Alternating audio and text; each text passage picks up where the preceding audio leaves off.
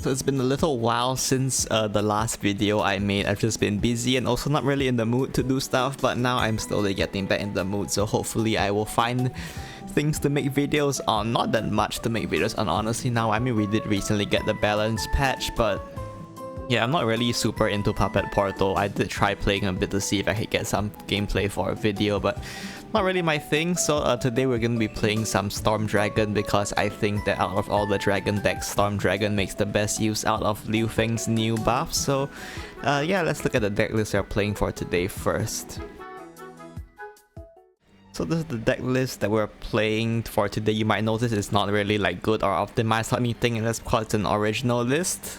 So yeah, it's not going to be very good, but you know, I just wanted to try out some stuff. So yeah, this is called Storm Dragon. I call it Storm Dragon. It's like not really aggro. It's like more of a mid-range deck with a lot of Storm cards in it. The idea is just you can either ramp into your Storm cards and just keep punching your opponent in the face, or you can not even rely on ramp and just place followers for tempo and then just curve out into your stuff like Seasoned Merman or Galamute, Forte, this kind of stuff. And if you have a bad matchup, mainly against Crest and some other stuff, you can just go Mirrorbane instead as a backup. So yeah, that's the idea for this deck. I'm sure there are better ways to play this deck and build the list, but this is the one I was playing with when I recorded the gameplay. So yeah, this is the one we're playing.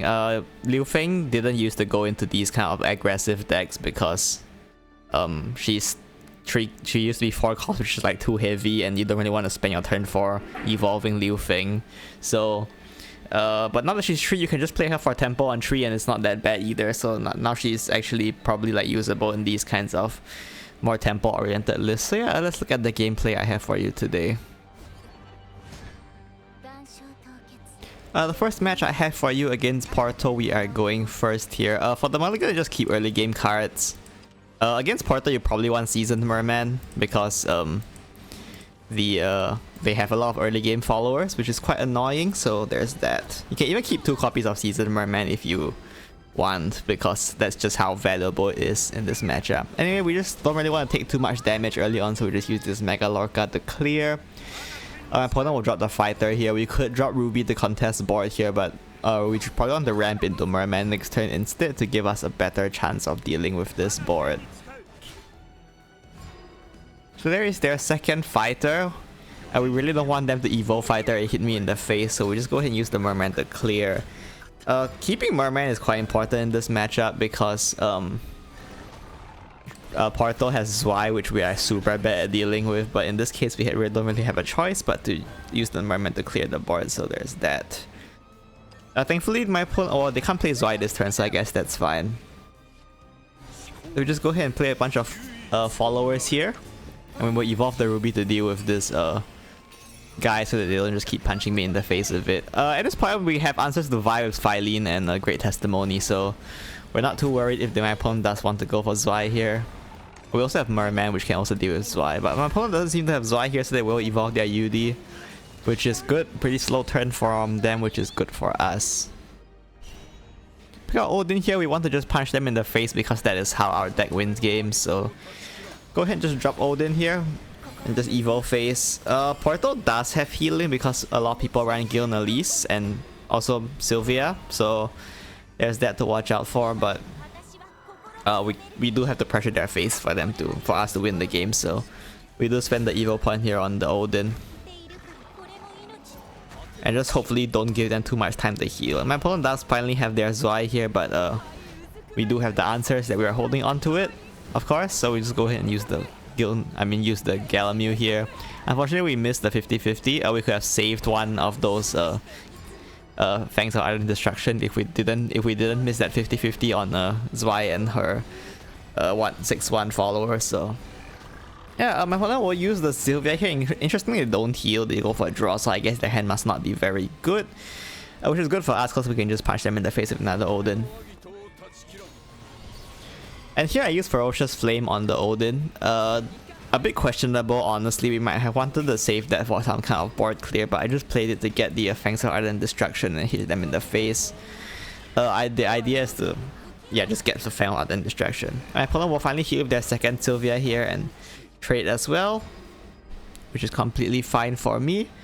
This turn is a bit weird. Well, it's not that weird. We'll just go ahead and slam Genesis Evil Face, and the reason why is because we are at 18.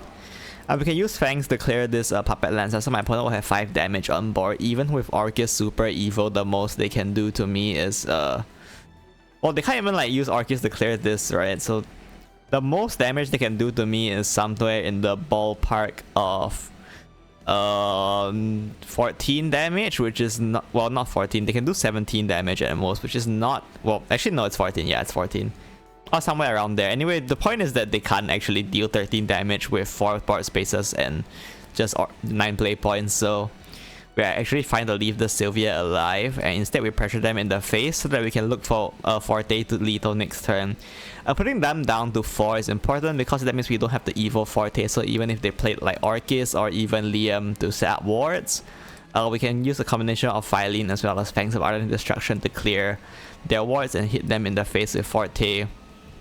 So yeah, we should be fine, so that's the idea. And even if they went for healing of Giln Elise, then they wouldn't have play points for a ward, so we can just use our second Genesis Super Evil Face to kill them anyway. So yeah, my opponent just opts to Super Evil Odin here, and I guess just pray that I don't have a follow-up Storm, but we have both Genesis and Forte in hand, so this will be lethal. I find this matchup to be quite difficult, so it's pretty nice that we managed to get a lethal here.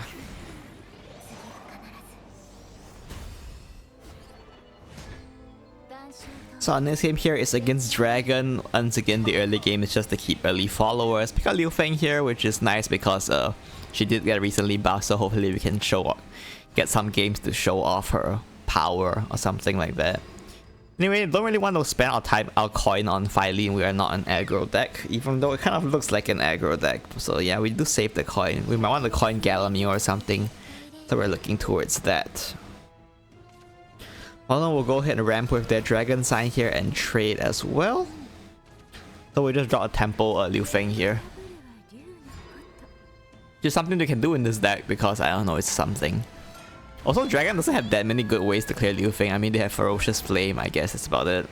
But my opponent just leave the Liu Feng alive here. So we take this opportunity to coin Galamir.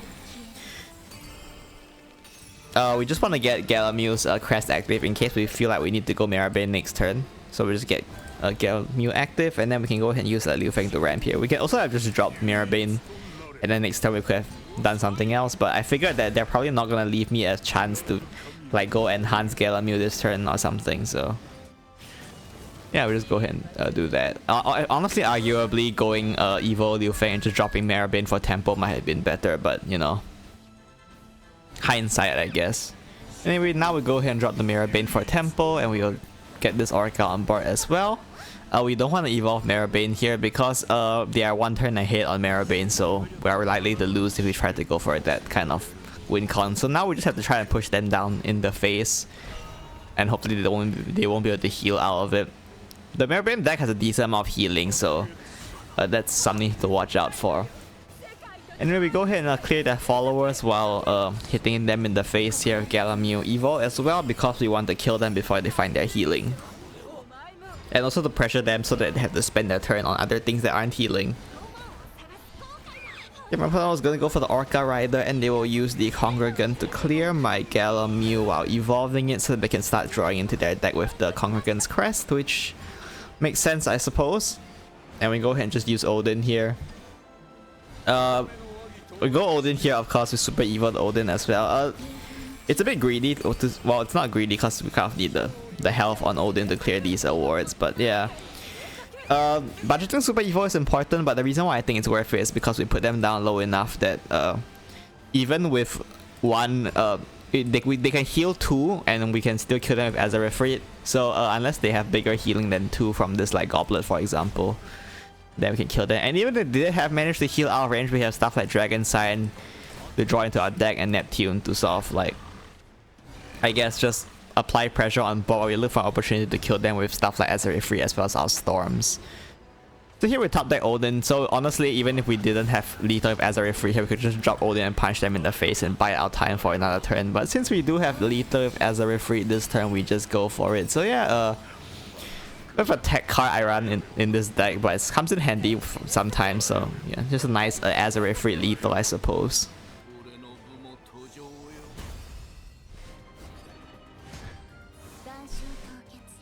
Our last match here is against Haven.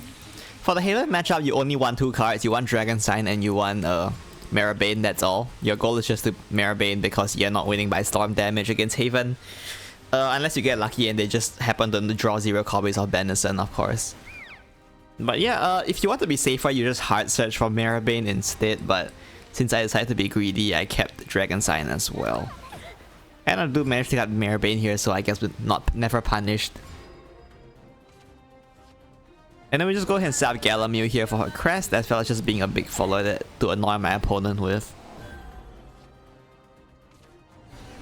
My opponent will drop their Marwyn here to get their Marwyn Crest active, which I guess is fine. That's what we expected. And then here, Liu Feng's buff shines. We can go ahead and play Liu Feng here and evo her.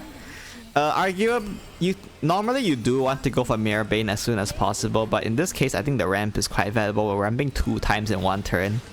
It puts us in a spot to be able to play Ryo the moment we draw him after Marabane's active. So we look towards that. My opponent will have their Wilbert here. I guess fortunately they don't have Grimnir, which is good for us. Let's go ahead and drop the Marabane now that we've set up our ramp. And we'll evolve the Marabane to get his deck. And then after we just want to clear this Wilbert, so we'll just go ahead and play the Orca Rider here, Ocean Rider. And we leave 1/2/2 alive and we put our follower on board. We don't really need to care that much about that 2/2 to be honest. I mean that 2/4 to be honest with you, because chances are they'll just pass turn instead of hitting with it anyway, so there's not really any downside to leaving it alive for a turn. It's much better to just hold on to our Great Testimony here. So here we pick up Blinding Faith off the top, so we play that to draw into our deck as well as heal. And then we just use Great Testimony to clear the Selefa.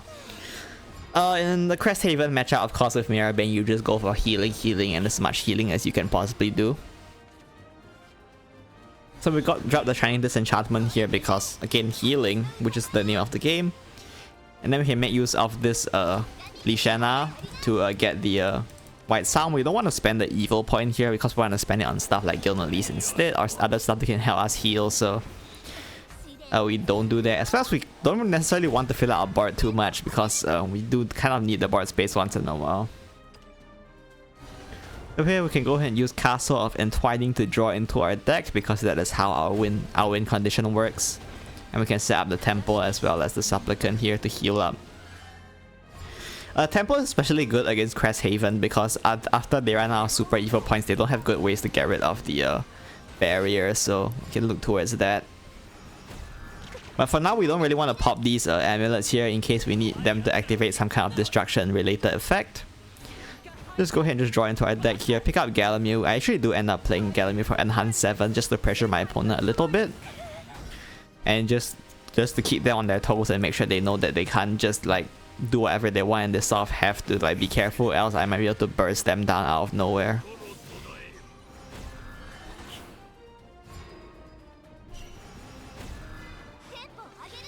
Yeah, we can just go ahead and drop Ryo since we picked him up and then just like pass.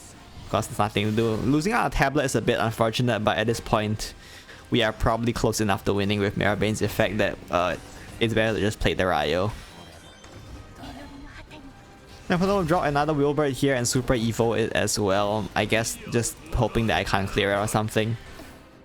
And we will take a bunch of damage from Shining Disenchantment, but we will just heal it back up.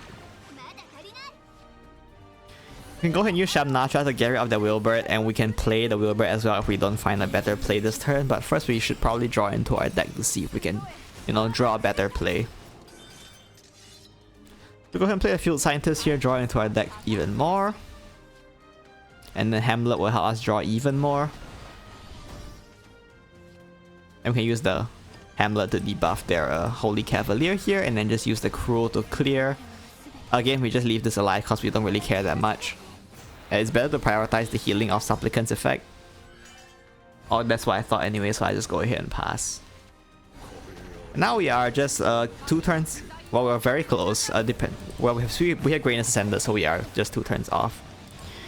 So here we can just play Greatness and then just use Congregant plus a bunch of random crap to clear that board, and then my opponent will lose because we win next turn. So my opponent realizes that when I play Greatness, so they also just concede here. So that's it for this game.